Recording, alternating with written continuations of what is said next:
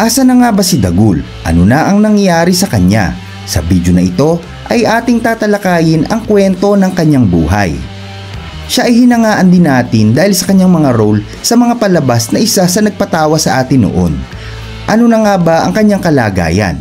Pero bago tayo magsimula ay hinihiling kong mag-subscribe ka na. Pindutin mo na rin ang notification bell upang updated ka sa mga video na gaya nito. Si Romy Pastrana, o mas kilala sa pangalang si Dagul, ay isinilang noong October 5, 1958 sa Victoria City sa Negros Occidental. Siya ay panglima sa 9 na magkakapatid. Payak at simple ang kanilang pamumuhay. Ang kanyang ama ay isang laborer sa Central Victoria Milling Company. Hindi katulad ng kanyang mga kapatid ay hindi biniyayaan si Romy ng tamang tangkad. Pero hindi niya ito ikinakahiya. Ayon nga sa kanya, ni minsan hindi niya tinanong sa kanyang mga magulang kung bakit siya ay maliit dahil talagang tanggap niya ang kanyang sarili na kung ano siya. Namuhay ng normal si Romy at sa sarili niyang pagsusumikap ay nakapagtapos siya ng kanyang pag-aaral sa pamantasan ng Kolehiyo de San Agustin sa kursong Commerce. Nagtayo siya ng sariling construction business. Meron siyang mga sariling tauhan. Nangontrata sila ng mga ginagawang bahay at mga painting works. Hindi pa nagsisimula ang karera ni Romy sa pag-aartista ay nang makaisang dibdib niya ang kanyang butihing asawa na si Algin. Una silang nagkakilala sa Kolehiyo de San Agustin. First year college noon si Algin nang makita niya si Romy na naglalakad at nakukyutan siya rito. Hanggang sa dumating ang pagkakataon na sila ay magkapalagayang loob. Nagsumikap si Romy na makuha ang matamis na oo ni Algin at sa huli ay nauwi ito sa masayang kasalan noong 1993 sa Bacolod. Eka nga, walang maliit o malaki sa taong tunay na nag-iibigan. Hindi nagtagal ay nagbunga ang kanilang pagmamahalan. Pero sa kabila ng kaligayahan, dahil sa biyayang ipinagkaloob sa kanila ng Diyos, ay nabalot naman sila ng takot. Dahil baka mamana ng kanilang magiging anak ang kondisyon ni Romy na dwarfism. Ayon sa paliwanag ng kanilang doktor ay maaari nga itong maipasa. Mataas kasi ang tsansa lalo na kung babae ang kanilang magiging anak dahil daw mas mahina ang hormones ng babae kaysa sa mga anak na lalaki. Pero malaki ang pasasalamat nila sa Diyos nang malaman nila na lalaki ang gender result ng kanilang magiging unang anak. Lumipas ang ilang panahon ay nasundan pa ito ng isa pang anak na lalaki. Hindi naging hadlang para kay Romy ang pagiging maliit dahil dinaig niya pa ang kasipagan ng ilang mga normal na tao dahil ginampanan niyang mabuti ang obligasyon bilang isang haligi ng tahanan. Subalit sa kabila ng kanyang pagsusumikap sa buhay, sa hindi inaasahan ay natanggal siya sa kanyang trabaho. Pero sa kabila ng pagsubok ay buong tapang niya itong hinarap at patuloy na nagsumikap. Ayon pa kay Dagul ay hindi naman hadlang ang kapansanan at ang tanging balakid sa buhay ng tao ay ang katamaran, kaya marami ang hindi umaasenso sa buhay. Nawalan man ng trabaho si Dagul ay humana pa rin siya ng paraan upang magkaroon ng marangal na pagkakakitaan. Siya ay nagtinda ng mga tsinelas at damit sa palengke para may maipangtusto sa kanilang pangangailangan. Dumating din sa punto na kinukutya at minamaliit siya ng ilan pero hindi ito naging hadlang. Sinabi pa nga ni Romy sa mga taong nang mata sa kanya, kahit maliit man ako sa inyong paningin, ay mataas naman ang pangarap ko para sa aking pamilya at balang araw ay titingalain niyo din ako. At sa hindi inaasahang pagkakataon, nang si Romy ay pumunta sa Maynila upang mamili ng kanyang mga paninda, ay naisipan niyang manood ng live sa isang noontime show. At habang siya ay nakasilip sa taping ng nasabing palabas, ay nakita niya si Randy Santiago. Dito na nagbukas ang magandang opportunity para kay Romy Pastrana. Siya ay inalok nito na maging komedyante para sa isang sitcom at syempre ay hindi na niya ito pinalampas.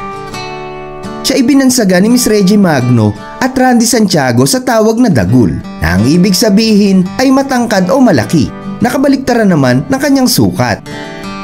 Kahit wala pang experience si Dagul sa pag-arte ay lakas niyang loob na pinasok ang mundo ng showbiz. Unang nakasama si Dagul sa comedy series na Cool Ka Lang sa GMA noong 1998 at dito ay kasama niya si Long Mejia. lumutang ang chemistry ng dalawang ito. Mabilis na nakilala si Dagul dahil sa kanyang trademark na isang bulinggit. Nakasama din siya sa mga pelikula gaya ng Isprikitik, Walastik Kung Pumitik noong 1999, One and Ted, Pearl's King Daw, The Uragons, Mr. Suabe, Sakal-Sakali Saklolo at marami pang iba. Pero mas nakilala si Dagul sa mga palabas sa telebisyon gaya ng Going Bulilit. At dahil sa may mabuting puso at ulirang ama si Dagul, ay patuloy pa rin ang biyayang ipinagkaloob sa kanya ng Panginoong Diyos. Muli siyang nabiyayaan ng isa pang anak na lalaki at kapareho ng mga nauna niyang anak ay lumaki din itong maayos. At dahil sa pagpupursige niya sa kanyang karera ay nakapagpundar na rin si Dagul ng sarili niyang bahay, lupa at sasakyan. Kasabay nito ay muling nagdalang tao ang kanyang asawa na si Aljen. Tulad ng mga nauna nilang anak ay lubos din ang pag-aalaga na ginawa niya dahil lagi niya itong pinapacheck up sa doktor at ibinibili ng mga kinakailangang bitamina.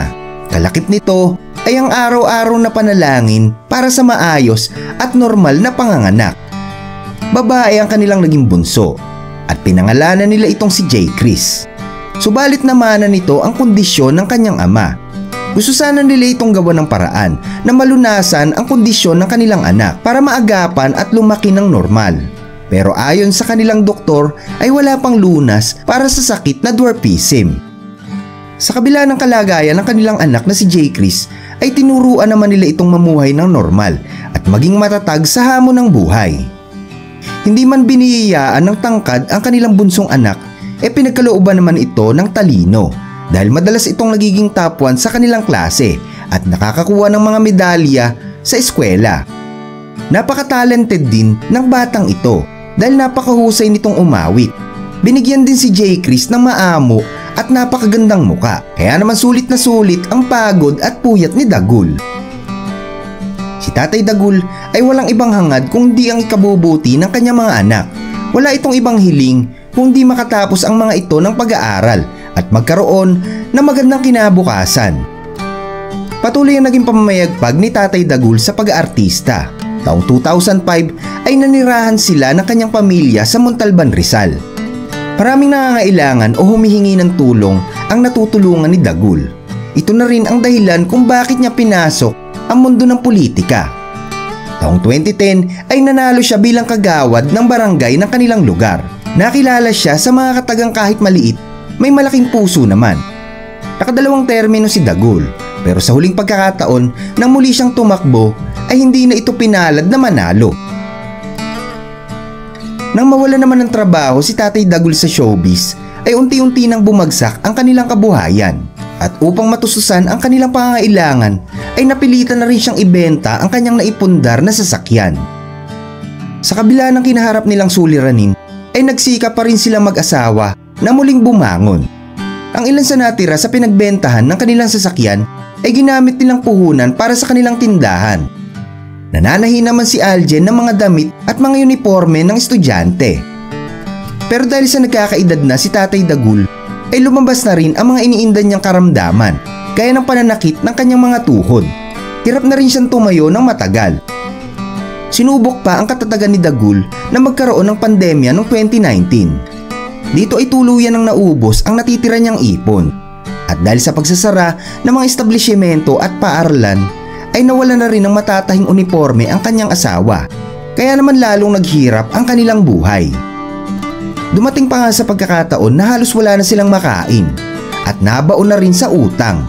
Ang mga anak ni Dagul ay tumulong na rin upang makahanap ng mapagkakakitaan. Halos mawala ng pag-asa si Tatay Dagul dahil sa dagok na dumating sa kanila. Ayon nga sa kanya, ang pag-aartista ay weather-weather lang. Pero sa tuwing makikita niya ang kanyang pamilya ay lumalakas at nagbabalik ang kumpiyansa niya sa sarili. Naisipan naman ng kanyang bunsong anak na si J. Chris na pasukin ang mundo ng social media at dito ay kasama niyang nagbablog ang kanyang tatay na si Dagul. At dahil dito ay unti-unting dumami ang kanilang followers. At sa paglabas ni Tatay Dagul sa social media ay muli siyang napansin ng mga taga-TV network, kaya naman minsan ay napasama siya sa ilang mga show. At dahil nga sa kanyang iniinda na pananakit ng tuhod ay kasama niya ang kanyang anak na lalaki at ito ang nagsisilbing mga paa niya. Ang hindi malilimutan ni Dagul na kaibigan at nakasama sa industriya ay si Benji Paras. Dahil ayon sa kanya ay ni minsan hindi ito nagsara ng pintuan sa tuwing humihingi siya ng tulong. Kaya napakalaki ng pasasalamat niya rito. Sa ngayon ay limitado na ang kilos ni Tatay Dagul dahil hirap na siyang lumakad at nagkakaedad na. Isa siyang tauhan sa barangay sa kanilang lugar at meron siyang maliit na sari-sari store. Ang hiling lang ni Tatay Dagul ay ang magandang kalusugan para sa kanyang mga anak. Ang mensahe naman niya sa mga nakasama sa showbiz ay kung mabibigyan siya ng pagkakataon na magkaroon ng proyekto ay kaagad niya itong tatanggapin. Sabi nga niya kayang-kaya pa naman niya. At ang kanyang natutunan sa buhay, malaki man o maliit ang kinikita, dapat mo itong mahalin dahil hindi mo masasabi ang buhay. Paalala lamang po na ang ating talakayan na ito ay isang brief history lamang at hindi isang libro o pelikula. Maraming salamat po sa inyong panunood.